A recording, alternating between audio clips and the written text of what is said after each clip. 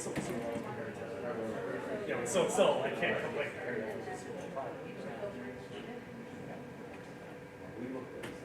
All right, good afternoon, everyone. Thank you so much for joining us here today. I know we just had lunch, so we're going to keep you active and excited during this session, keep you awake. Today, we obviously have David Whitesock with us here. During the presentation, we want to answer questions, but we're going to save some time at the end too, so please feel free if you want to. At the end, we'll come around with a mic so that you can ask some questions. Right now, we're going to be talking about how recovery capital can reduce recidivism. Following this, there will be a 30-minute break, so you'll be able to go back, grab something to eat, drink, what have you. And then we'll be doing the DOC's Office of Special Investigations and the value of corrections-based intelligence. So that'll be the next session in here if you're interested in attending that as well. Thank you again for joining us. I'm going to turn it over and let our presenter get started. Thank you. Good afternoon. Hi. Hello. All right, I know you're still a little sleepy after lunch, but we'll get that adrenaline moving. I am David Whitesock, and thrilled to be here. See Gary's here, so thank you for making the prompt to apply to speak. I wanted, before we get going, I'm going to introduce myself throughout this talk, because some of what my story is relevant to this idea of recovery capital. But I got kind of two questions to kind of get a sense of who's in the room. By a show of hands, who works on the court side, sort of judge and prosecutor? Any of those folks in the room? No? Any the public defender type folks? No? Law enforcement? Yes? Probationers? Great. Probation. Or parole, I suppose. How about the other functionaries of law enforcement, administration, courts? Anybody else? Yeah? Okay. How about outside of that? Community-based programming. Okay. A little bit of a mix. Did I miss anybody? No? Okay. Wonderful. That's good to know. Second question. Who's heard of the term recovery capital before? 2.5-ish. Okay. Human capital, social capital. Great, we're in that ballpark. But specifically around addiction recovery, mental health recovery, and substance use disorders. So we'll explain it. By the time you leave here, you can host a party and give this talk, okay? If I do my job, you can give this talk. You can see I've got a law degree there. That's going to come in handy here in a bit. Really, our agenda is pretty simple. I want to explain to you what recovery capital is, how it's used in the field of behavioral health, substance use disorder, mental health, how we capture that information. So how do we know there's recovery capital? What actually does that mean? How does that connect to this other term that some of you have probably heard of, and that is social determinants of health? In amongst the world, there's also these terms of social determinants of crime, or social determinants of justice if you're in Canada. We're going to connect those dots and bring it relevant to our world here. And then we're going to share some data. So we've been fortunate that the work that I do, we actually measure recovery capital for organizations, and we crunch that data, and we look to see, are there predictors or correlations that relate to somebody not going back into jail, or staying in housing, or those sorts of things, becoming a productive member of society. And if we can learn those things, then we can go upstream and put them in front, so we're not having people go through those things over and over again. One little disclaimer. So I am the CEO and founder of a company called Commonly Well. I invented a recovery capital measure called the Recovery Capital Index. I'm going to talk about recovery capital generally, but you will see that when I do share some data, it does come from the RCI.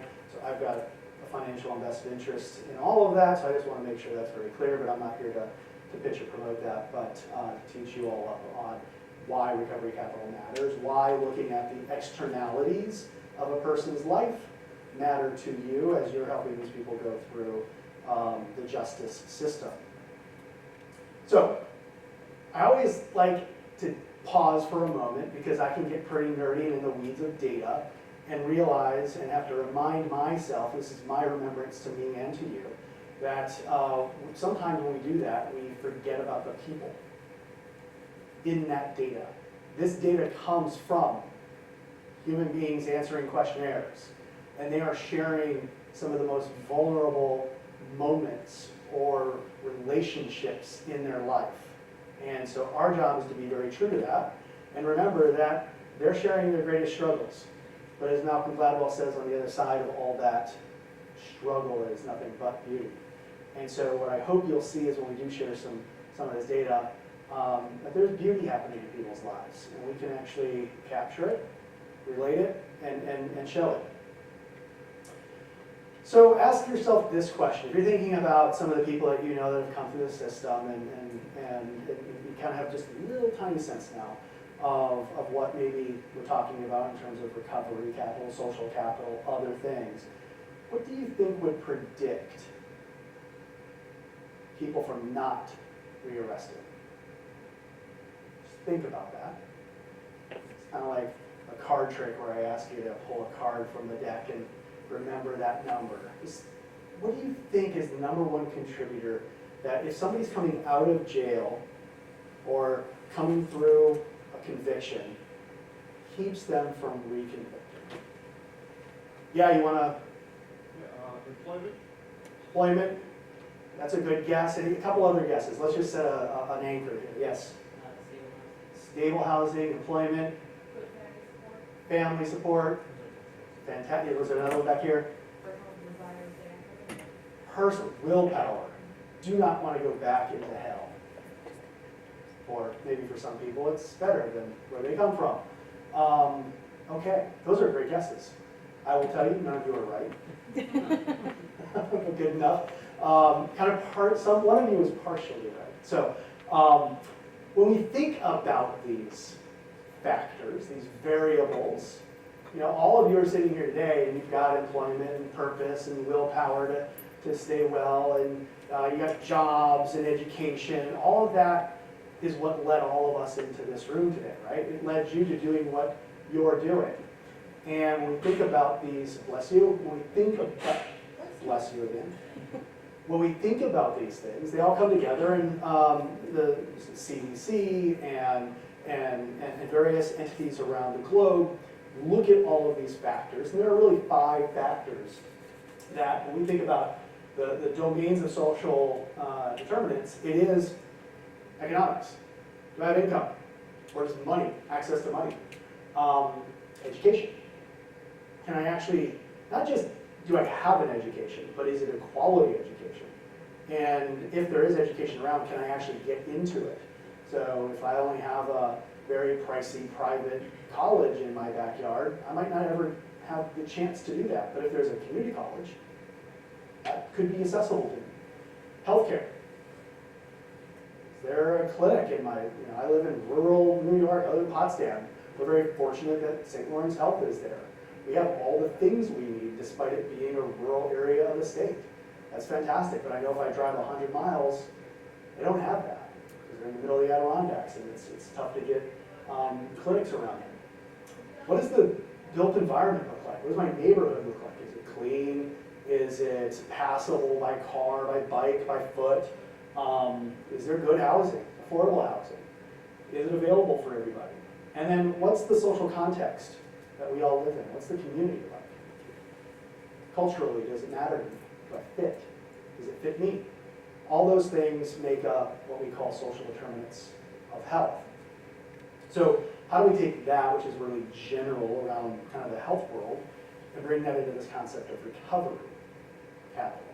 And so you see the definition here. It's the internal and external. This is kind of the same for social determinants, but it's the internal and external resources that any single one of us can tap into. Think of like your bank account. Assets. A job is an asset.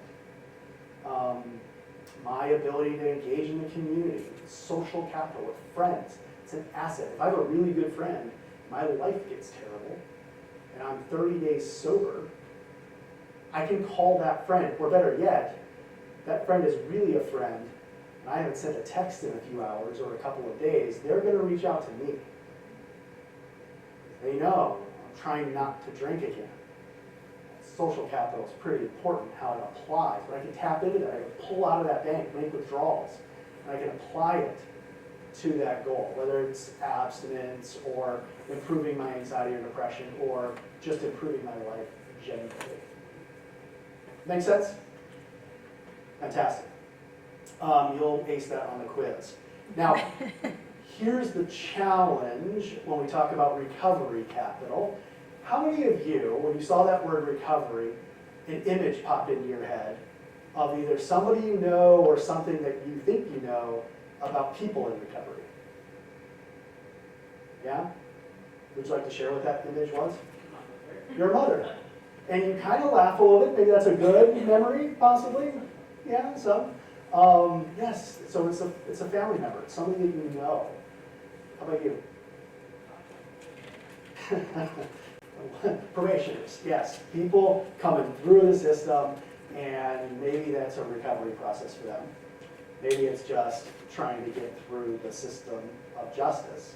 Yeah.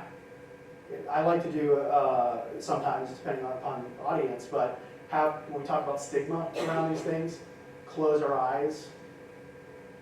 So let's try this. Close your eyes. Now I'm going to say a word. And when I say that word, just capture the image that pops into your head. Alcoholic. Okay, look at your eyes. Is that a pretty clear image? Is it a person? Is it a thing? Somebody you know? Good? Bad? I did this 10 years ago. We get the typical response.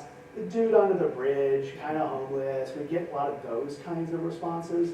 There's been a lot of awareness over the years, so now we get my mother, right? We get those kinds of responses now, which I think is very helpful. But when we think about recovery capital, we want to just define that. And notice that in this definition from SAMHSA, it says nothing about seceding the use of drugs or alcohol. It's all about the betterment of this person's life. It's a process of change. And the process of change isn't just restricted to the people that had an addiction or have an addiction or have some mental health condition. If you've gone through cancer or have any other health ailment or just any other adversity in life, that is a recovery process.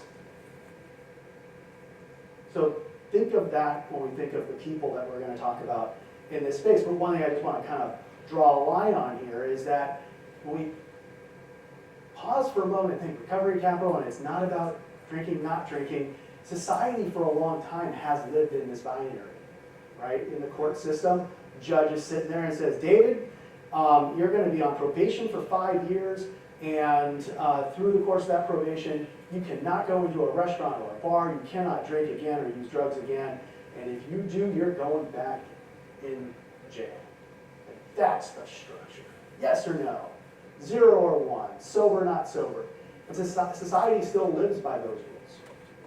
Why?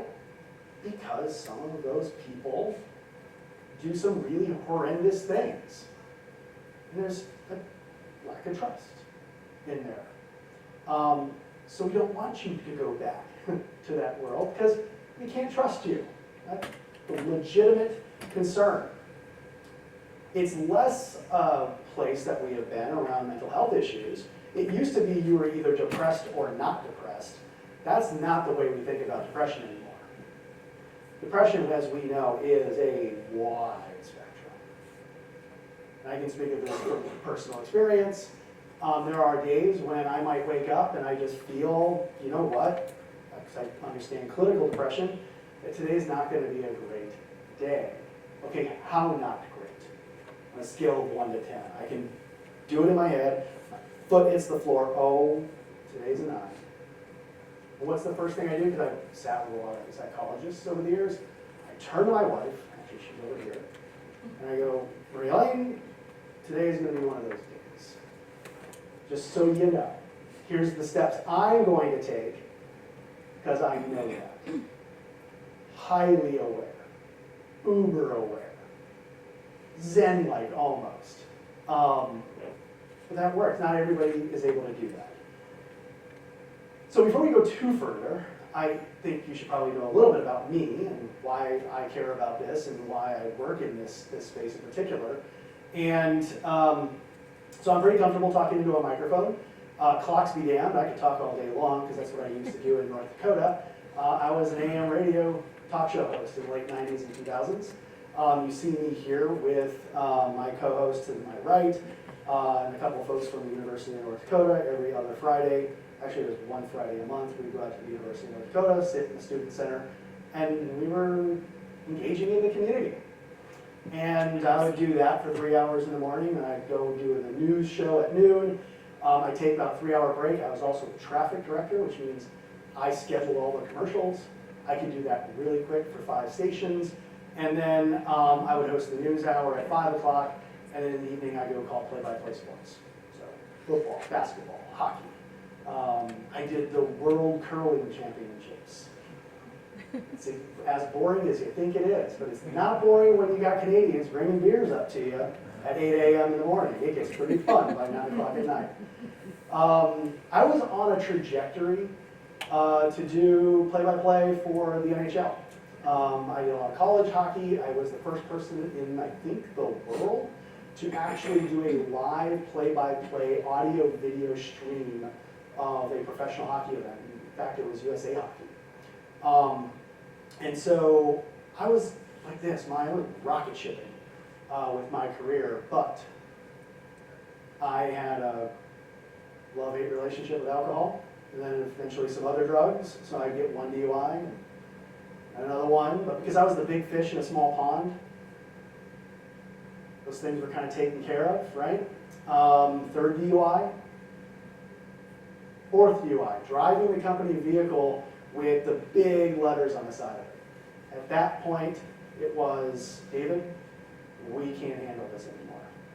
And my life was pretty terrible to begin with. It was rinse, repeat every day. I loved what I did. I didn't love who I was. Never felt comfortable in my own skin, ever. After tons of therapy, realized that since the age of 10, I struggled with depression, but we didn't know what that was. It's the 80s, and my friends show up to play baseball on a Saturday, it's nice out, and I tell my mom, no, I think I'll just stay in my bedroom and play with my baseball cards with the lights off. What the hell is that? It's not a cold, it's something else. And so, obviously you can see where this goes. I end up in jail. I lose that job in North Dakota. I kind of wallow in my pity for a while, but I was a pretty enterprising individual. It's 2005, and how many people listen to a podcast today? Yeah. So I was one of the first people in the world to do podcasting. Me and 30 other people were creating podcasting in 2004. I created a web development company. We had the New York Times show up to me. I was living in my parents' basement. They showed up to my parents' house in Grand Forks, North Dakota. I was on the front page of the technology section of the Sunday New York Times, February 2005. April 2005, 5th DUI. I got into a radio station in Winter, South Dakota. If any of you are pheasant hunters, that's where you're going to go. It's the pheasant hunting capital of the world. I lasted 3 months, got my 5th DUI. Now, I worked through the system. I knew how to handle probation officers, and I even once walked into the state's attorney's office. I think it was for my 2nd or 3rd DUI. Sat down and said, "I'd like to speak to you about a case." And Mr. Webb said, "Well, yeah, sure. Who?" I said, "Mr. David Whitesuck." He goes, "Yes, okay." And he pulls out my file and he goes, "Yeah, well, so I'd like to plea it down, reckless driving, $250 fine." Arraignment was, or the sentencing or the hearing was the next day. He says, "Yeah, I can do that. I'm fine with that." He didn't even ask my name. He goes, "Who are you?" And I said, "I'm David Whitesuck." And he goes, "You're a lawyer?" Not even close. And he's like, "Okay, because you've got the cojones to come here and do that, I'm signing off on that." Like, that was the kind of stuff, like, I did. I kept $250 in my pocket because I knew that was the bail money, and if I showed up in jail that night, I gave him the money, and I got out in the morning. We don't do things like that anymore, right? And so when I showed up in jail this time, it was going to be a felony offense, and South Dakota had implemented in 3 locations across the state, this county being one of them, because the judge was tired of people like me, twice daily breathalyzers. Second DUI or higher, you go on twice daily breathalyzers. That was like foreign to me. It was like, what is this? Get me out. And they're like, no, we'll let you out. When you blow zeros, and then you're going to come back at 7 o'clock in the night, you're going to do it again, you come back at 7 o'clock in the morning and do it again. So I did that. Until I couldn't anymore because I had to get sentenced. And the judge, Kathleen Triangle, sentenced me to 5 years probation, 2 years in prison, 6 months in her jail. If that went well, I could not do the prison time. A big hefty fine. I had to do AA every day for 5 years. Go to treatment while I was in jail. And if all of that worked out, she'd let me out early. And if I had a plan for the next year, she'd, again, let me out early. So I did what she said. I got a plan. I moved to Sioux Falls, South Dakota. Lived in a sober home, didn't know what that was. And I became the poster boy for twice daily breathalyzers. So I'm riding my bike, 26 blocks in the morning, 26 blocks at night. 4 weeks after showing up in Sioux Falls, South Dakota, it snows, it's February. I'm heading down the street. It had just snowed at night during the course of the day, and I got a half an hour to get to where I need to be. And I'm going down a hill, there's a car coming up the hill, we lock eyes. I know he sees me, but he decides to turn into the parking lot as I'm passing this laundromat. And he hits me. I go sliding down the hill. When my parents dropped me off, they made sure that I had a bike for transportation, that I had a rain suit because I'd be out in the elements, a phone, some clothes. They paid 6 months of my sober living rent. And then they left and went home because they were done. I got hit by a drunk driver 4 weeks in. He was 4 DUIs in, he was 3 DUIs in, wanted for a 4th in Iowa. This was going to be his 5th, and he hit me, 5 DUIs, going to do a breathalyzer. Police officers had a field day with that. There was this little small sergeant. She was like this tall, shorter than me. She was the first to come on the scene. And she sees my bike, she sees me, she hears that I've got, that I'm on probation, and she's like, wait a minute. Where do you have to be in 5 minutes? I'm like, down there, or else I go back to jail. So she opens up the trunk, grabs my bike, throws it in, she says, get in the car. And I start to go in the back seat. She's like, no. Come sit in the front. Never been in the front seat of a cop car before. But all throughout that summer, riding my bike, I had basically an escort. They saw that somebody was actually trying to overcome this. Now, the button on this was, I didn't know what I was going to be, didn't know what I was going to do. My family was like suspect, didn't have a whole lot of friends, but I did know that if I went back to college, got a degree in journalism, I could hit the easy button, go back to making $25,000 a year, and the thing that I love to do, radio. I just needed to get a degree, I just needed time. And the judge allowed it. I wrote a letter to the judge and said, Judge, I'm doing this, I can go back to school at the University of North Dakota, they'll take me. Will you please let me go back home and go back to school? And she wrote a letter back, again, dating myself. She wrote a letter back, she goes, David, no. I'm not going to let you go back to North Dakota, but I do support you going back to college. We've got some fine institutions here in the state of South Dakota. Pick one and I'll support it.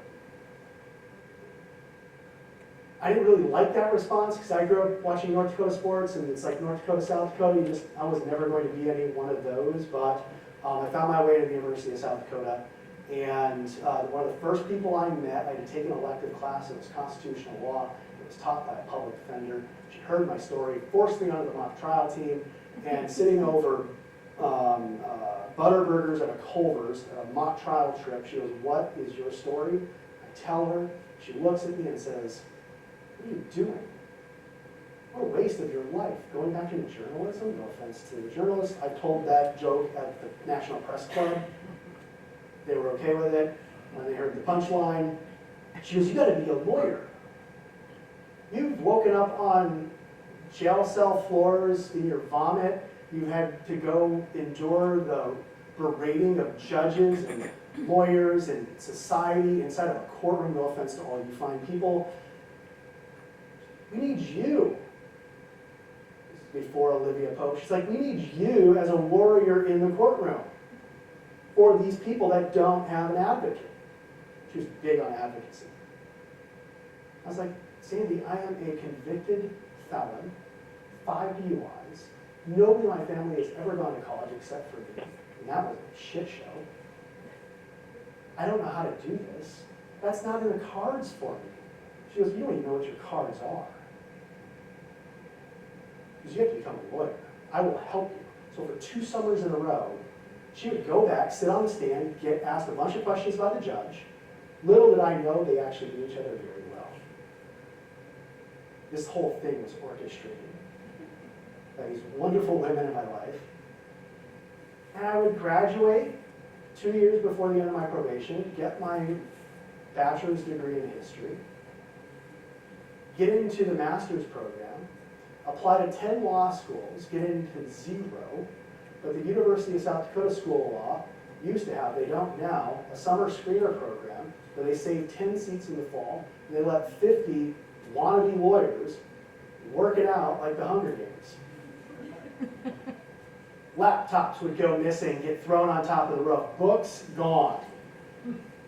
I was 5 out of 33. I got into law school, graduated, took the bar exam, passed it the first time, to the amazement of way too many people. And 8 years later, almost to the day of being sentenced in this courtroom in Winter, South Dakota, I got to go back. Same judge, Kathleen Trandle, who sentenced me September 21st, 2005, swore me in as a lawyer in the state of South Dakota. August 3rd, 2013. Pictures in black and white. I didn't wear orange at all that day because there's no way I was going to do that. I tell you that story, not because it's a great story, it's a wonderful story. I love that story. The judge and I, she went to my graduation, both of them. She went to my wedding. We speak almost weekly. We tour the country and talk about twice daily breathalyzers and why it's important, why it helped save my life, that sort of day-to-day practice of committing to some sort of discipline. We can get into a whole argument about pretrial punishment and all that other jazz. I'm like, that is not going to pass with me. I will put anybody who's had a problem with alcohol or drugs to go, and I want you to get on a bike and go down twice a day. I know that might not be useful for some people or might disrupt their lives a little bit too much, but there's something humbling in that process. There's something having to sit there and know that I have to get up. If I don't get up, I go to jail. Even to this day, if it's 7:05, I still, like in me, it's like, oh, do I have to be somewhere? No, I said, no, calm down, you're good. Just go make me a coffee, please. I should have got it 15 minutes ago. So a lot of what's going on there was this recovery capital. I was tapping into stuff that I didn't know existed. There was no word for it. There was no framing for it. It was just a bunch of resources that were just flying around in the air, like lucky kind of serendipity stuff. How professor comes along who's a public defender who sees my story. She's like, you should go to law school. Next thing you know, I'm going to law school. Stand here as a lawyer today like that. Okay. One, mentally, you have to be open for that. I know way too many people that are in my position are like, no, that door's closed. I'm not going to even go there. But if you're mentally open to that, anything can kind of happen. And so when we think about recovery capital, when we think about all these various things, we're checking off, do I have a sense of belief in things greater than me? What's my purpose? My purpose changed. Actually, it really didn't. I've thought about this a lot. My purpose never really changed. I was kind of a storyteller. I liked people's stories. I liked to be in the story kind of thing. My purpose has always kind of been that. Now I just do that in data. Right? Capture data, tell people's stories in data.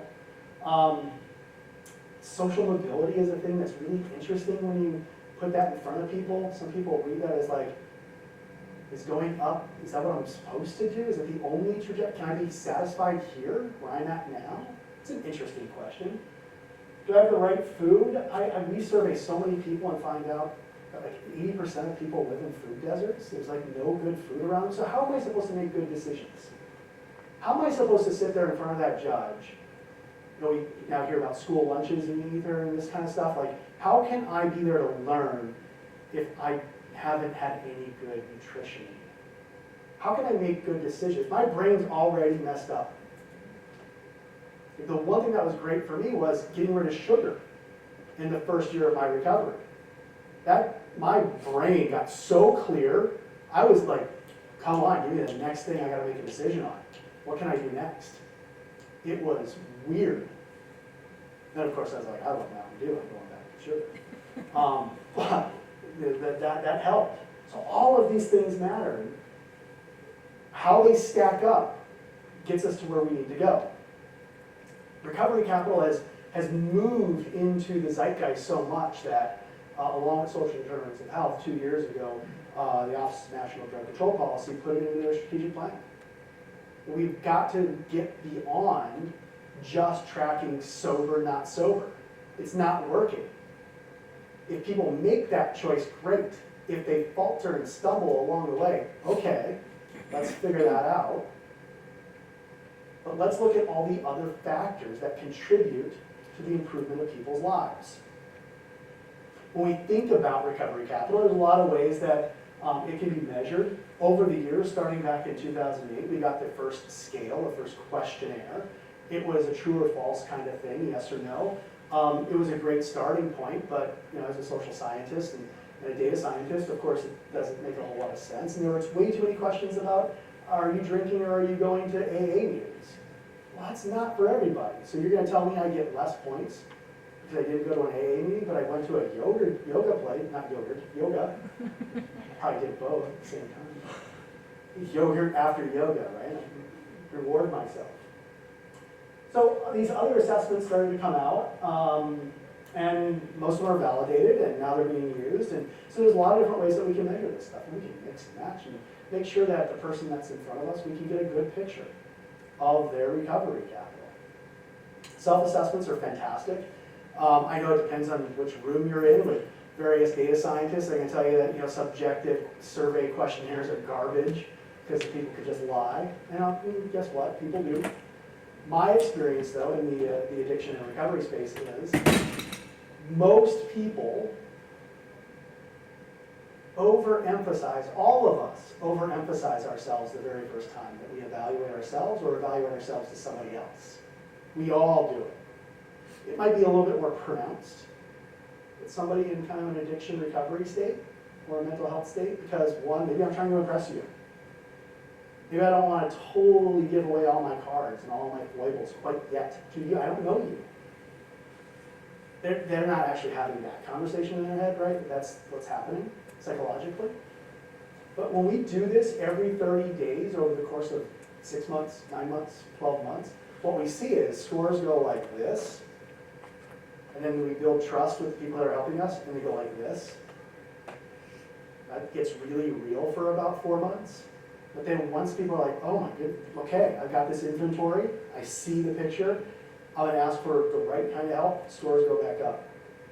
They drop again at 1 year because life is really terrible at about that time. And so what I really like about this is it can be a conversation. You get to tell me through that questionnaire that we've architected in a particular way, more of your story. There's only so much that you can tell me sitting down, right? If you're sitting with a probationer and you want to know everything in 30 minutes, you're only going to get this much. That might be all they can tell you. It's all that they want to tell you. But if I say, wait, before you go, I need 5 more minutes, answer these 60 questions, I now get a load more information, especially if they bought into the process. So maybe you want to measure your own recovery capital. So if you hold up your phone and scan that QR code, you can measure your own recovery capital. You'll get, that'll open up your messaging app on your phone. You should punch in the letters DCJS, hit send. And if the phone gods are working today, they're a little slow this morning, you'll get a text message back, a nice little welcome from me. And then you have 3 options. You can take the long 68 item, 36 or 10, and you can get your own self-assessment, your own inventory of your life. Use it however you like. We purge all that information regularly, so we won't keep it or store it. But if you do text me back, I'm the one that sees it. So what do the scores mean? It scores from 1 to 100. If you're 0 to 50, you're kind of on the low end. 50 to 71, you're kind of in the middle. Above 71, you're kind of doing pretty good. Again, it's going to we're looking at all of these other areas of a person's life, right? You're doing an inventory across these areas. They're all scored. It gives us an opportunity to see what is kind of the interchange or the interplay of a particular person's life. So, you've heard one story where I was in jail, adjudicated, became a lawyer, standing here before you long after. Does your prediction of recidivism change? Still the same? It's okay if it still is. Now I'm going to give you the answer. Anybody want to change their answer? So we work in Palm Beach County, and we've been down there for a while. And we have, working through a BJA COSA grant. And so we've got individuals coming out of jail, going through a reentry program with clinicians and peer supporters. And there are 2 outcomes that we're trying to look for. There's 2 things that we're focused on. 1, housing stability. Can we get you to come out of jail with a voucher, stay in housing for at least 90 days? That was number 1. Number 2, do you rearrest in that time frame? When we looked at all of the people that rearrested, it was 14% of the 97. What was true for all of those 14 was 2 particular indicators that predicted a rearrest. Number 1, didn't have any friends. Their family wasn't involved in their life. Their social capital was in the tank. And very low on the scale, just above financial well-being, was safety. They did not feel safe in their work, in their community, or in their home. So because they didn't feel safe, they were constantly on guard, and they were making really bad decisions. When we interviewed them, they all said kind of the same thing. I was on edge. I couldn't go home. I stayed out late at night. What am I supposed to do? Well, you just broke your curfew. And you went back to jail. Now, a lot of them, some of them, like half of them are technicalities, but this is a binary system in that respect, but they did not feel safe. So now we're in a position of like, okay, we know this. Now we're constructing interventions so that when you come out of jail and we give you this assessment and we see that you're low on safety and low on social capital, we intervene with the right tools to improve that. And now we're going to test it again and see, does that actually work? Right? Can we keep those 14 out of jail? Is what we're going to shoot for. Johan Hari, made a point in TED Talk. He wrote a book, Chasing the Scream. He's now doing a lot of stuff on social isolation and depression. But the opposite of addiction is not sobriety, it's connection. And this is true in our data.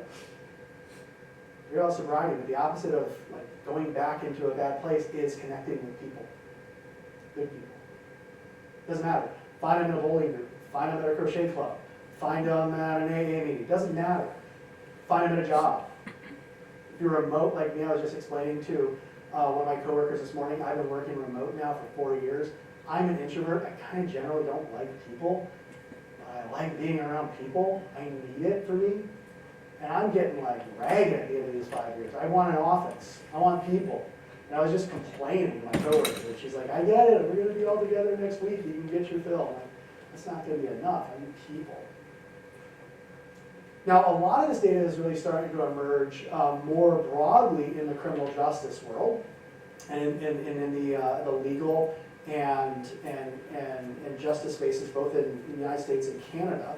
Brookings Institute did a survey last year along with the Vera Institute, and they asked Americans, what makes you feel safe in your community? Or what is against your, what contributes to your feeling of being safe? And not surprisingly, a lot of them were like, well, we should have, more police or better police, or we should have better resources in the community. Maybe if I own a gun, I'd feel more safe. Like, you see all of these responses here. But what's really fascinating when you look at this list, most of this list is these social determinants of safety. Number one is, do I have a job? So education. Well-lit street and parking lots, good housing, neighbors. So that's infrastructure. That's environment. It's a built environment. We design that stuff, humans. We design all the badness in our communities. You're walking around and you're looking at all the roads and the cars and the street lights and all that stuff, and you're lamenting, this is so terrible. Well, guess what? We did that to ourselves. We love living in a state of anarchy, of chaos. We designed that. Guess what? We can design the flip of it. Anybody ever go through a process internally in an organization where it was a really terrible form, and then they hired some designer? Can you show that back up to me? Was that 5 minutes? 10. 10, thank you. Where we get some great designer who redoes that form, and now it's on one page and it's very easy to read and like you feel better.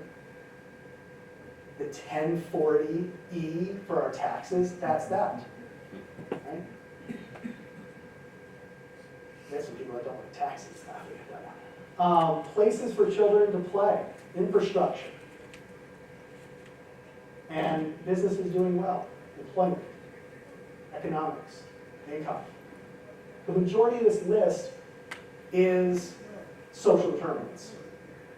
If these things exist in our communities, we are going to feel like our communities can thrive. And that the people, you're laughing.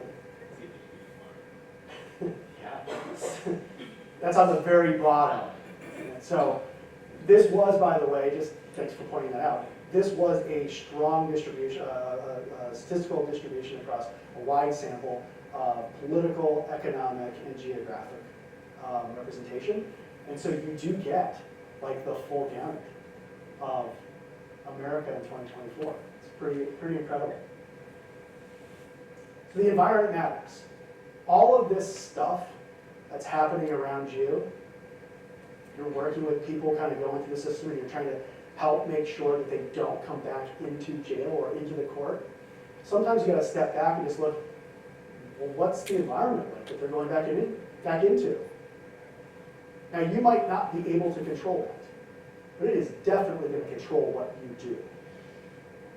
It makes up a good 80% of the decisions that you make on a day-to-day basis about those particular people. So I want to end with sort of this view of the world around us. So we're going to step back a moment, and we have one question in the Recovery Capital Index, and this question exists in kind of all of the Recovery Capital surveys and in the social capital material. This question actually is taken from a validated social capital study that's been around for about 30 years. And it says, I am satisfied, it's a statement, I am satisfied with my friends or social network, and you score it on a scale of 0 to 5. So that's the question. When we get the data on that question, typically it's a 0 or a 1. Most people are not satisfied. It stays that way, even through extended recovery. And it's like, why is that? There's got to be something else going on. These people can't all be introverts. They can't all not like people like me. What is happening? Well, we have a lot of data.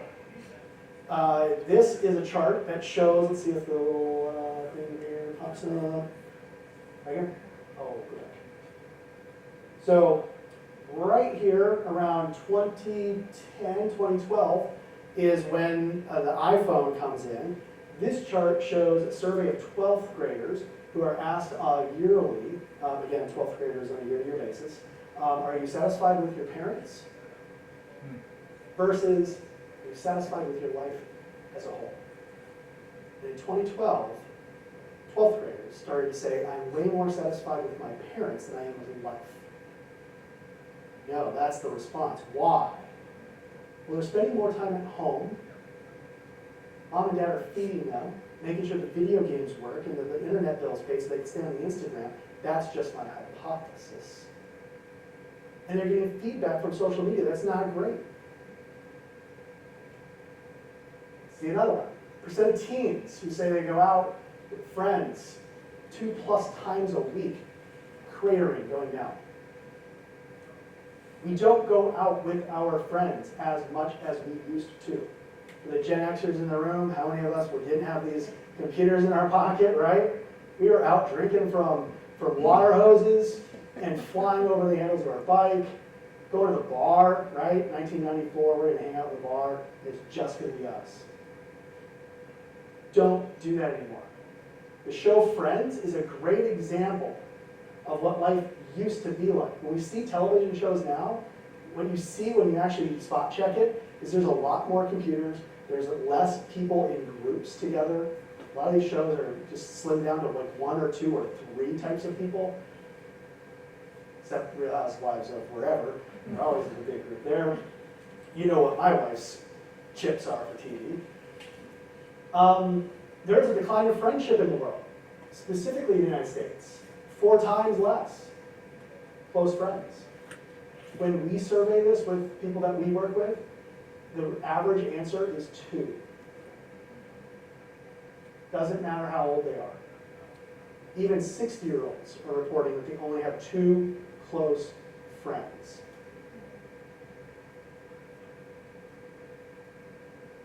And then where do we meet our spouse? This red line going up is online. Meeting from our friends, or from family, or work, or the bar, neighbors, grade school, college, all report down. We're going up. I think this is turning around. You know, the Bumbles and those websites, people are like, there's like an exodus from a lot of those places now, which is great to see. It doesn't matter to me. I found my love of my life. I'm not going back to that world unless I just do something wrong or stay on trips too long. Don't bring something back for her. But online, it's changing, right? So all of this is going on. Like the social fabric of the way that we build connection around us has been changing under our feet like a frog boiling in a pot for about 15, 16 years. So if you're feeling it and seeing it, like, why can't Johnny just get out there? Out there doesn't want Johnny. Or Sally. So go back to that question. I'm satisfied with my friends and my social network. No, they're not. Because the world has changed. And that's working against you. So it's not their fault, it's not your fault. The world has really changed. So we get back to these 5 determinants. When we look at these outside factors, these variables, why do people keep coming back to jail? Is it because they don't have the will to want to stay out? I don't think that's it. Some people don't care. Some people are like, I'd be better off getting 3 square meals a day made by David the trustee back there because he has great Indian tacos, which I learned how to make. I know how to make my own barbecue sauce because I lived in jail. We have our professor, my wife's professor friends over, and I make barbecue sauce and meatballs. And I don't tell them that I learned how to do that in jail. Actually, I do when they're curious. Because that's fun. I'm like, oh my God. Some of them just can't handle that, but whatever. But what is our social construct? What is the built environment? How does it work for us and for all of us, but in particular, that one guy? I'm on the board of trustees for Village of Potsdam. The only reason I'm on that board is not because I'm a nerd for code, for zoning code, but it's because I drive by the road to the grocery store every day, and 400 feet before the grocery store on a 4-lane road, the sidewalk ends. And you've got to go through basically the Great Plains to get to the grocery store. So imagine, it snows. We get lake effect snow up in St. Lawrence Valley. If I'm on probation and I'm hating life, but I need to get to the grocery store and I can't because there's no sidewalk. And I'm not going into 4-lane traffic. What does my brain tell me to do? I just passed the bar. That's easier. But guess what? It's a small village. Officer Smith is in the bar. I'm going back to jail. How much does it cost to fix that sidewalk? I've asked, and I know. $34,000. How much does it cost to house a person in a jail in St. Lawrence County for 1 year? $54,000. Fix the sidewalk. Thank you.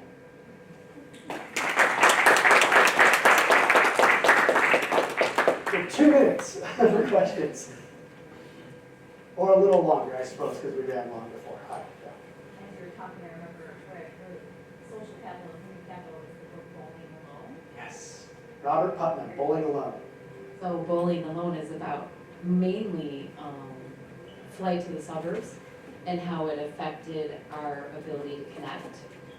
That people live farther apart now, so physically we're not as close to each other, and then it has affected those relationships as the years go on. So that's just a quick suggestion if anybody's interested in the whole concept. That's exactly where this is from. That book came out in the late 90s, kind of after Columbine. It was a study, it was a case study on those particular individuals. But he'd been doing that work forever. Robert Putnam. He is the godfather of social capital. Great question for Sam. Yeah, Gary. Of the different factors that comprise recovery capital, which do you recommend making the investment in? If there's limited resources available to address this stuff, like organization or agency, what do you think are priorities? Yeah, so I'll go backwards. So the one that you don't have to worry about is cultural capital. Most people kind of know who they are. They just need to have some space and time to figure that out. Some people will gravitate to a church, some will gravitate to their beliefs or values as a system. They'll connect in their community in different ways. Don't worry about cultural capital. If you're going to invest, like you as somebody there, connect them to people. Connect them to other groups.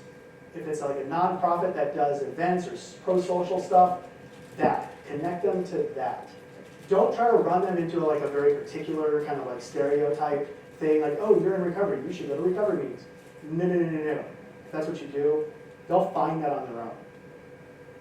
Other community broad events, so they feel like they're getting back into a world that will accept them. The other stuff like jobs, you can't really solve that problem. The economic system is the economic system. But all I would say is, encourage the idea that it's okay to go back and work at a subway.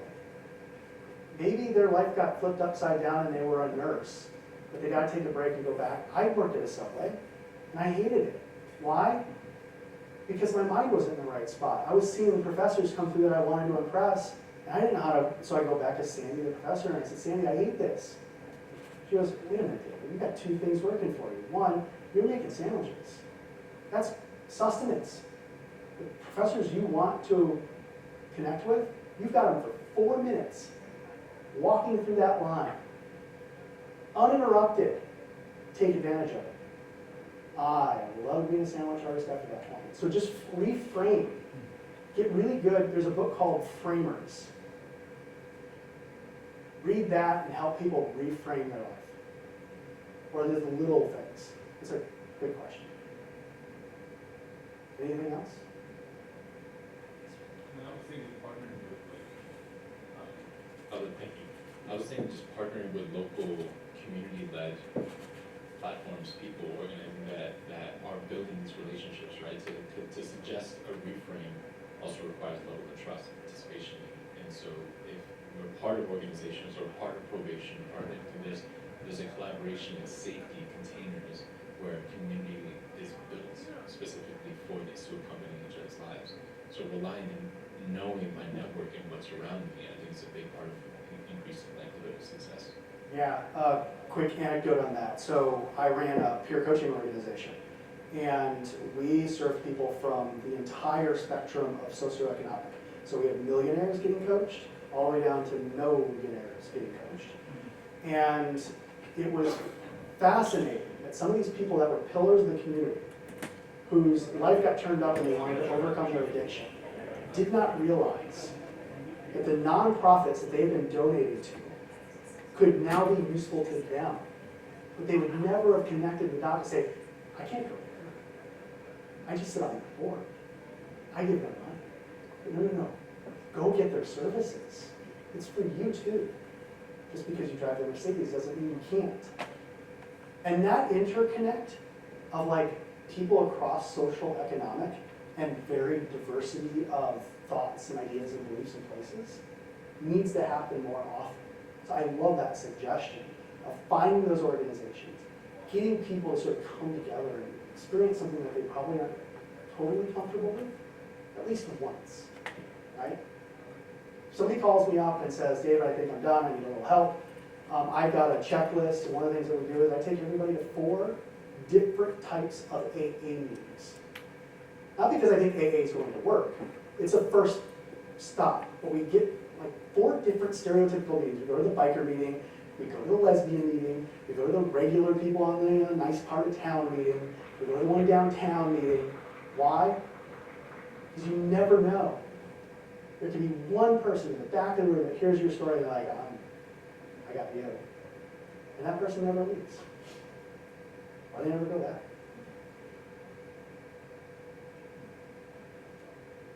Thank you. Any other thoughts, questions, ideas? I appreciate your time in coming to this today.